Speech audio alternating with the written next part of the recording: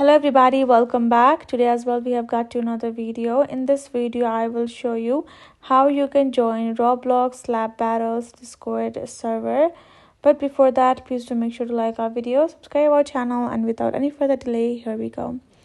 So to do that, I'm going to be letting you know the steps, so make sure to watch the video till the end, and here we go. So what you're going to be doing is, first of all, simply have to find the invite link for the Roblox Slap Battles on Discord server. Make sure you have obtained the link.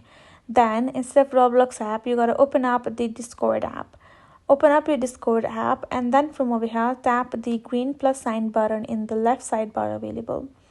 Once you have tapped on it, you simply have to go ahead, select the option to join a server. Once you have gone to join a server section, enter the invite link of yours, then tap the join server button.